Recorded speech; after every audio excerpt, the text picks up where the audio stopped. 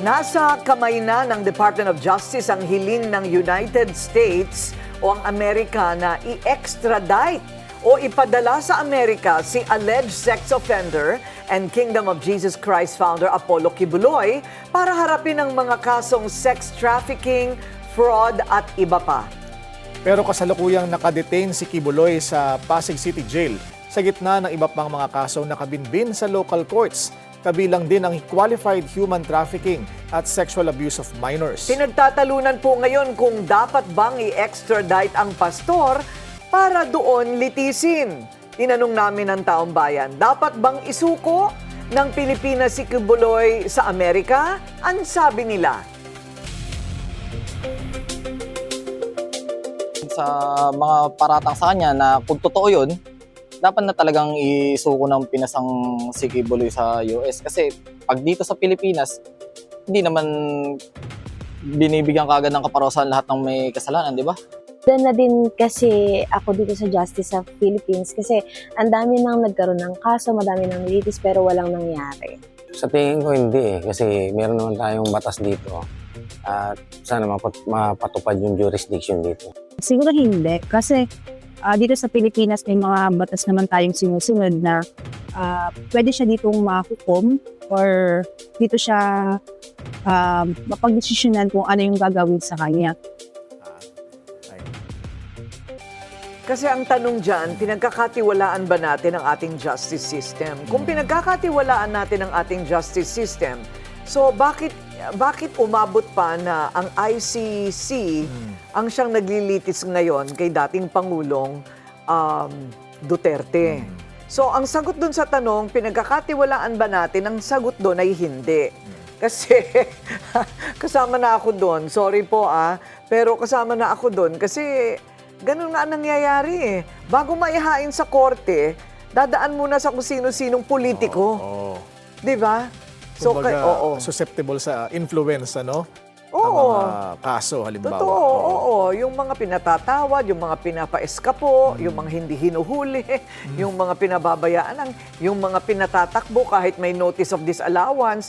Our country is really, really sick. I mean, if you think about it, it's almost terminal.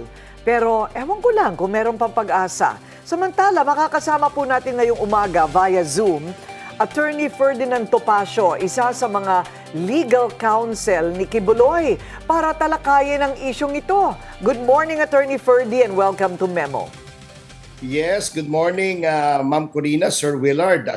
Pasensya na po kayo at hindi ako nakapunta dyan because of the unfavorable weather conditions. Oo nga po pero okay lang po basta masagot po yung ating mga tanong, Attorney. Sabi niyo po, extremely unfeasible ang extradition ni Kibuloy. Ano po ang pinakamalaking hadlang ba para ito'y maipatupad? Para sa amin po, is the fact na sa kasalukuyan naman po, siya po ay mayroong paglilitis na isinasagawa sa ating local courts. And these are also for grave offenses under our penal laws. Ngayon po, kung siya po ay dadalhin sa ibang bansa, mawawala po siya sa jurisdiction ng ating mga local courts. At isa pong mga matibay na doktrina sa international law ay yung rule of preferential jurisdiction, na kapag siya po ay mayroon ng kaso rito, dapat pong unahin ng isang bansa ang jurisdiction na sarili niya because that is part of our sovereignty. Hindi po natin basta-basta dapat isuko ang ating soberanya, ang ating karapatan na litisin ng isang mamamayan sa ibang bansa. Pero nakatanggap na po kayo ng formal notice o summons galing sa Amerika for the extradition?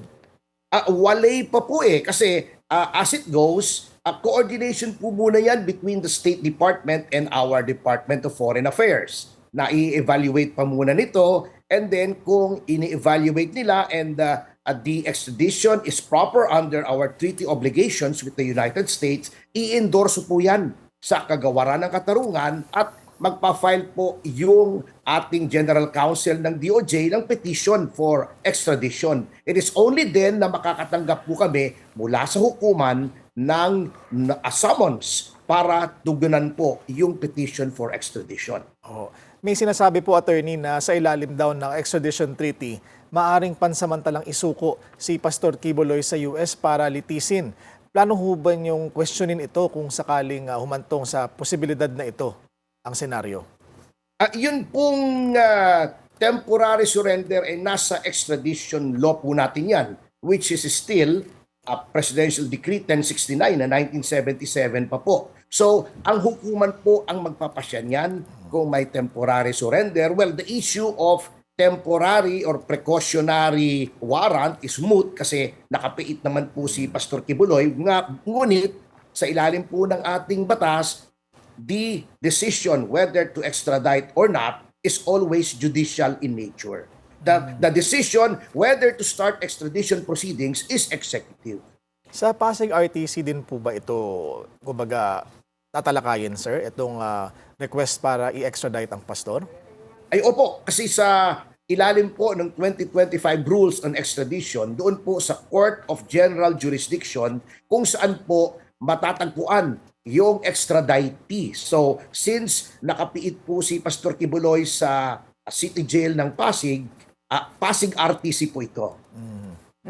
Okay. So everything is legal. If in case magdesisyon po ang Pilipinas, ang administrasyon, na papuntahin po si Pastor Quiboloy sa Amerika, ito po ay katanggap-tanggap din sa batas. Actually po, as I've said, yung decision po to file a petition is executive. Ngunit yung decision whether or not the extraditee will in fact be extradited ay nasa sa hukuman po yan. At may proseso po yan na nasa 2025 rules nga po ng na iginawad ng ating Korte Suprema. It's a brand new extradition proceedings at mukhang matitesting po yan if ever our executive department decides to go ahead with the extradition of Pastor Quiboloy. Okay, para lang po sa kabatiran naming medyo nalilito na iba po ba ang mga kaso sa Amerika mula dito sa mga kasong inihain dito sa Pilipinas? Malalaman po namin yan kapag kami po ay nakatanggap ng summons sa RTC. Sapagat ang petition po, among those na attached to the petition for extradition, aside from the treaty and the request ng requesting state, which in this case is the United States, are the warrant or warrants of arrest and the indictments or yung tinatawag po dito sa ating jurisdiction na information. Doon po nakalagay yung elements of the crime at doon po natin malalaman kung may duality o pareho po yung krimen na ito po ay nililitis sa Amerika kaysa po dito sa ating local courts. Ayun, okay. So, are we talking about personalities o mga gobyerno po ang naghain po ng kaso? May mga personalidad po bang nagreklamo na maaaring pareho o iba mula sa Pilipinas at Amerika? Hindi po natin malalaman yan kasi nga po malalaman lang po natin yan kapag nagkaroon na po ng petition. At Ayan. kapag yan po ay nangyari, then that will be the time that we as the counsels for the extraditee will be entitled to a copy of all the documents supporting documents na ipinadala po ng Estados Unidos dito sa atin. At doon po namin susuriin kung pareho po yung complainants, pareho yung nature ng offense, at kung karapat-dapat pa na para sa aming pananaw ay dalhin si Pastor Quiboloy sa Amerika, gayong nililitis na naman po yung kanyang kaso dito sa Pilipinas.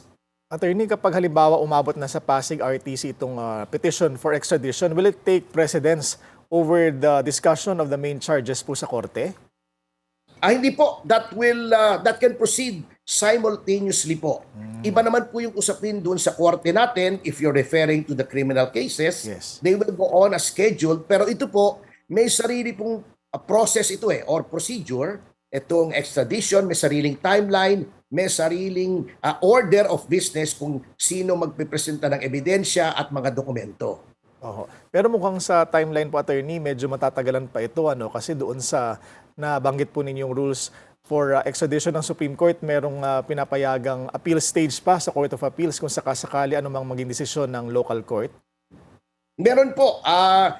Pero alam niyo naman po, nakalagay din po dyan sa 2025 rules, parang summary or abbreviated po ang proceedings. Meaning to say that the court trying the extradition case at the first instance is bound by strict timelines. In fact, nakalagay po nga dyan within 30 days after the last witness is presented, dapat magdesisyon na ang RTC. At yung appellate process po para sa Court of Appeals ay within 10 days. So medyo hindi po siya katulad ng full-blown trial na criminal case or a civil case na medyo matagal po. Ito po, medyo summary po o mabilisan. Mhm. Ang sabi rin po ninyo, parang imbento lang or trumped up ang mga kaso laban kay Kibuloy. Ano po ang konkretong ebidensyang mababanggit natin para sabihin may political motives po sa likod ng mga ito? Actually po sa extradition case ay ang DFA po ang nagde-determine kung politically motivated. Under the general principles of international law with respect to extradition, talagang hindi pwede ang politically motivated cases. Ngunit it is not up to us in an extradition case. Ang DFA po ang magde-determine yan, ang executive.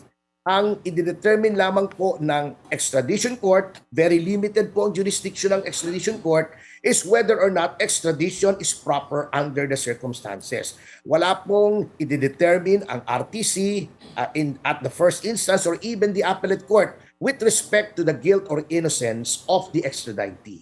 Okay, but for you, in your opinion, it is politically motivated. Yes, para sa amin po, but of course, ang magdedetermine po niyan ay ang ating Department of Foreign Affairs. As to the allegation na trumped up, ayoko naman po magkomento since the case is already being tried. I would not want to be violative of the sub judice rule. Attorney, ano po ang mga pagkakatulad at pagkakaiba na nakikita ninyo sa kaso ni Pastor Kibuloy sa pag-aresto at pagsuko kay former President Rodrigo Duterte sa ICC? Dito po ang isang malaking pagkakaiba ay at least po ito ay dinadaan sa korte na dapat po nilang ginawa doon kay Pangulong Duterte sapagkat nakalagay po sa ating saligang batas, no person shall be deprived of life, liberty, or property without due process of law. Yun po, ang due process niyan ay yung korte. He has to be heard. Hindi pwedeng desisyon ng executive lamang na siya ay dakpin, isakay sa eroplano at padala sa ibang bansa. Yun po ang naipagkait kay Pangulong Duterte na hopefully ay hindi po maipagkait kay Pastor Kibuloy sa pagkakataong ito. This is the proper way to do it. At sa prosesong ito ng extradition at potential extradition ni Pastor Kibuloy, ano ho ang magiging papel ng Pangulo? Siya pa rin ho ba ang may final say kung dapat ipadala si Pastor Kibuloy sa Amerika? With respect to the initiation po o yung pag-umpisa ng extradition, ehekutibo po yun. Because number one, ang secretaries ng Department of Foreign Affairs at ng Secretary of Justice ay nasa ilalim ng Pangulo under the alter ego doctrine at they are subjected to the direct control and supervision of the President. Number two, it is Hornbook doctrine that the president of any country is the architect of the foreign policy of that particular country. So, yung pag-umpisa po, to start the ball rolling, so to speak, that is executive. Ngunit, yung final say as to whether or not extradition should be granted is judicial in nature. Kaya nga po, yung Supreme Court po natin ang naggawad ng mga patakaran o procedure para ito ay maipatupad at meron pong ibinigay na appellate process. Korte din po, Court of Appeals. And it is our contention na it can even reach the Supreme Court on pure questions of law or under the expanded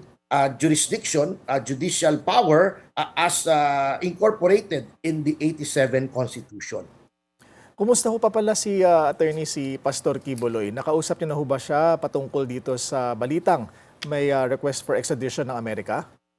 Opo, we are in constant communication with him through the proper channels. Unfortunately, I am not at liberty to discuss kung ano pong napag-usapan because that will fall behind the mantle of lawyer-client privilege. Opo, pero health-wise, he is, ano naman siya, healthy naman po siya. Yes, he is healthy in both body and mind. He is in a good mood and his fighting spirit is undiminished because it is rooted in the faith in the Lord and in the principles of justice and righteousness as stated in the Bible.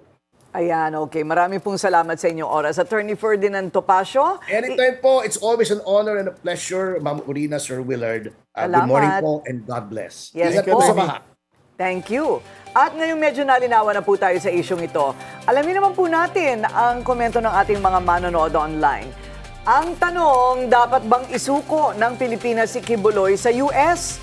Nang tanungin namin sila, ang sabi, Joanne, big yes. Habang wala pang 2028, kasi for sure sa 2028, makakalaya na yan. Sabi ni Fernando Flores, dapat lang ibigay nyo na agad yan. Baka pindutin pa niya yung stop button. L. Dennis, yes, justice in the US is swift and fair. Parehas even for the owner of the universe. Sabi naman ni June Arce, dapat at bakit ang tagal?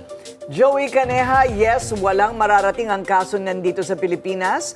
Puro house arrest. O kaya, dinagdagan ko na eh. O kaya wheelchair arrest. TRO, pag nagtatagal pa yan, makakapag-bail pa yan. Ayun. Oh,